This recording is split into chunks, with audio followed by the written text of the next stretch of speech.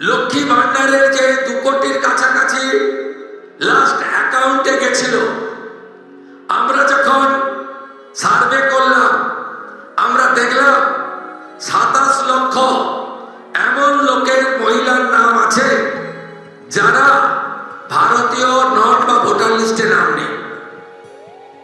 এক্ষেত্রে কিভাবে মৃত ব্যক্তির নাম আছে, এখানে থাকে না এমন লোকের নাম আছে, 3 জায়গায় ভোটার লিস্টে নাম ছিল, 3 জায়গায় টাকা অ্যাকাউন্টে ঢুকছিল এমন লোকের নাম আছে। আমরা এই লোকেদের নাম কেটেছি, কারণ সরকারের টাকা ভারতীয় ছাড়া অন্য কেউ পেতে পারে না, কোন অভারতীয় পেতে পারে না। আমরা এক্ষেত্রে ছাড় দিয়েছি।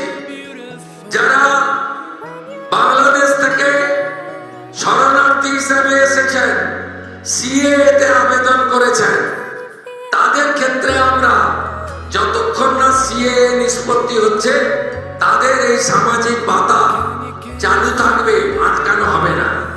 শুধু তাই নয়, প্রশ্ন তুলতে পারেন এরা তো মূলত হিন্দু, আমরা সেক্ষেত্রে আমাদের লোক ধর্ম পালন করেছি। যারা ট্রাইব্যুনালে অ্যাডজুডিকেট হয়ে ট্রাইব্যুনালে আবেদন করেছিলেন তাদেরকেও আমরা যতক্ষণ না ট্রাইব্যুনালে তাদের বাতিল বলে ঘোষণা করছে তাদের এই ভাতা চালু রাখার সিদ্ধান্ত গ্রহণ করেছে। এতে কি কোথাও ভুল হয়েছে?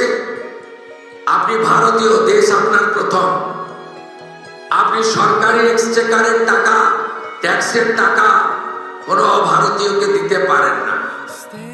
আপনি বলুন, আগে সরকার মহিলাদের জন্য চালু করেছিলেন 500 500 500। এই কর্মসূচির উদ্দেশ্য ছিল মহিলাদের অ্যাকাউন্টে যাওয়া। আপনি অবাক হয়ে যাবেন, এই 2 কোটির মধ্যে 10 লক্ষ পুরুষ বেরিয়েছে।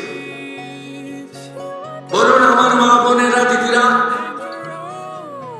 লক্ষ্মীর ভান্ডারের নামের টাকা কি পুরুষের অ্যাকাউন্টে যাওয়া উচিত? তাই ছাড়াই বাছাইয়ের প্রয়োজন ছিল। সমালোচনা হয়েছে 12 পৃষ্ঠার ফর্ম, অ্যাকচুয়ালি 4টে পৃষ্ঠা ছাড়া ফিল আপ করা ছিল না। আর একবার আপনি ফিল আপ করে দিয়েছেন, একেবারে পোর্টালে আপলোড হয়ে গেছে। শুধু এই স্কিম নয়, ভারত সরকার, পশ্চিমবঙ্গ সরকারের আরো অসংখ্য স্কিমে আপনি সুযোগ পাবেন। আপনাকে আর দ্বিতীয়বার ফর্ম ফিল আপ করতে হবে না। তাই আপনারাও সহযোগিতা করেছেন, আমরাও আপনাদেরকে, আপনাদের ধৈর্যকে আমরা কুর্নিশ জানাই।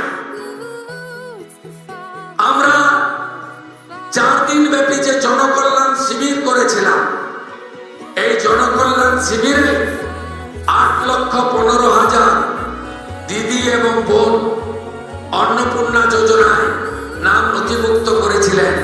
খুশির খবর, আজকে যাদেরকে টাকা ট্রান্সফার হলো তাদের মধ্যে জনকল্যাণ শিবিরে আসা 8,15,000 প্রত্যেকেই তাদের অ্যাকাউন্টে টাকা পেলেন। শুধু তাই নয়, আমরা 3রা জুন বলেছিলাম যে আমরা মাসে 1 দিন টাকা ট্রান্সফার করব। এই ধরনের বড় অনুষ্ঠান হবে না, কিন্তু প্রত্যেক মাসে আপনারা টাকা পেয়ে যাবেন অ্যাকাউন্টে। এবং যেহেতু ফর্ম ফিল আপ এবং ভেরিফিকেশন পোর্টালে আপলোডের প্রক্রিয়া চলছে, পুরো জুন মাস সময় দিয়েছি, পুরো জুলাই মাস সময় পাবেন, পুরো আগস্ট মাসও সময় পাবেন। অতএব একটা স্বচ্ছতার ভিত্তিতে আমরা কখনোই বলি না যে বিজেপির টাকা, আমরা কখনোই বলি না মুখ্যমন্ত্রীর ব্যক্তিগত টাকা, আমরা কখনোই বলি না প্রধানমন্ত্রীর ব্যক্তিগত টাকা, আমরা বলি সরকারি টাকা, সরকারি প্রকল্প। যারা যোগ্য তারা পাবেন। অন্নপূর্ণা যোজনার বাইরে গিয়ে যদি বলা যায়, আমরা সরকারি বাসে 0 ভ্যালু টিকিট আমাদের মহিলাদের জন্য চালু করেছি। আমরা যেহেতু চালু করার সময় বেশি সময় পাইনি, আমরা এরপরে একটি পিঙ্ক কার্ড, গোলাপি কার্ড করে দেব, যাতে যারা প্রকৃতপক্ষে সরকারি বাসে ফ্রিতে যান মহিলারা, তারাই পাবেন। কারণ আমি দেখেছি বেশ কিছু সরকারি কর্মচারী, মহিলা দিদিরা, বোনেরা, তারা বলেছেন কেন আমি টিকিট কাটতে চাই,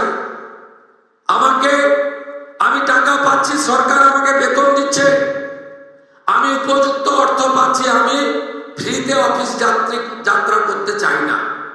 আমি তাদেরকে কুর্নিশ জানাই যে তারা চান যে এই ধরনের অর্থনৈতিক সাপোর্ট, সহায়তাযুক্ত কর্মসূচি কেবলমাত্র প্রকৃত প্রাপকদের কাছেই যাক, ছাত্রীদের কাছে যাক, চা বাগানের শ্রমিকদের কাছে যাক, অন্যান্য চিকিৎসা করতে আসা গ্রামের মহিলাদের কাছে ফ্রিতে তারা বাসে ভ্রমণের সুযোগ পায়। তাই আমরা একটি পিঙ্ক কার্ড তৈরি করে দেব, তার ফলে যাদের সরকারি বাসে ফ্রি প্রয়োজন সেটা পাবেন। এই কাজে আমাদের বছরে প্রায় অতিরিক্ত 300 কোটি টাকা ভর্তুকি হিসাবে এনবিএসটিসি, ডাব্লিউবিটিসি এবং সাউথ বেঙ্গল স্টেট ট্রান্সপোর্ট কর্পোরেশনকে দিতে হচ্ছে। আমাদের ভিডিও ভালো লাগলে লাইক এবং শেয়ার